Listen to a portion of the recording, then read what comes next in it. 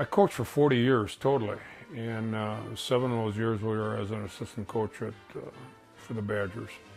And probably a little more exciting than would be for some people is the fact that I went to the UW and played basketball there. So then I came back and was part of the program.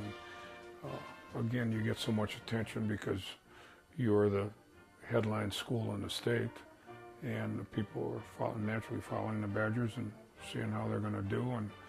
And in those days in the old field house, it was not that the Kohl Center isn't, but the old field house had a little aura about it also.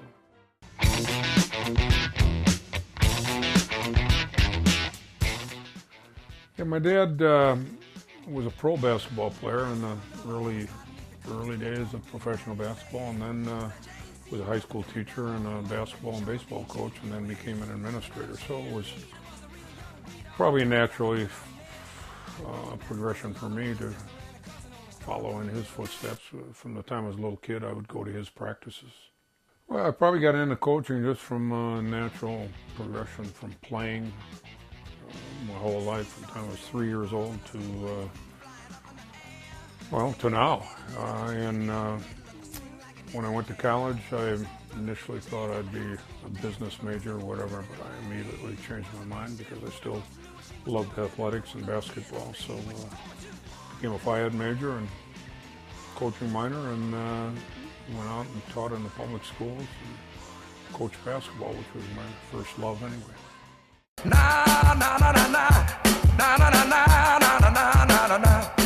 My career was as a basketball coach, and I always thought, and I don't say this in jest, but I had a 40-year career coaching basketball, and I never had to have a real job. I got paid to do something to go into that gym and coach basketball, something I'd just love to do. I never minded going to work. So everything else that went along with it was just a bonus.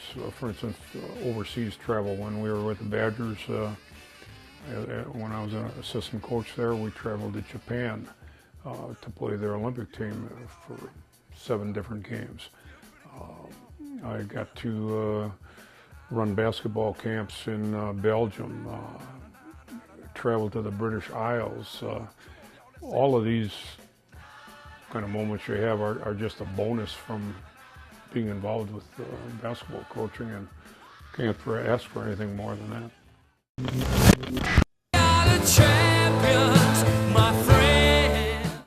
The ultimate is to win a championship, and if you're a high school coach, a state championship. If you're a college coach, a national championship. And we were very fortunate at Whitewater. We won 2 national championships. So again, when you say outstanding moments, there are a number of them, but again, when you reach the pinnacle, there's no greater feeling than that, because you can see it in your players' eyes that it's something that they're never going to forget.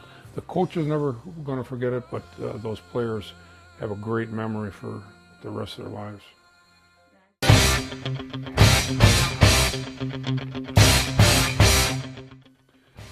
UW-Whitewater was another great part of my career, but as I said before, I enjoyed from the first job at Pittsville High School, right out of college, to the Badgers, to UW-Whitewater. And what made UW-Whitewater a little more special outside of the success we had was a very competitive league, and I think it's known throughout the country as a very strong league. And every night was very competitive, and again, in our league at that time, we'd draw very good crowds, and it was a very hostile environment at an opposing place. So it was a lot of fun.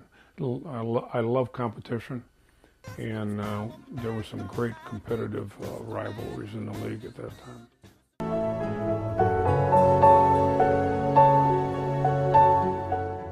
That is something I didn't expect at all, especially in this day and age where so much money is connected to naming rights. And they surprised me with it. They named the basketball coach after me. And I would never envision something like that from the time I started.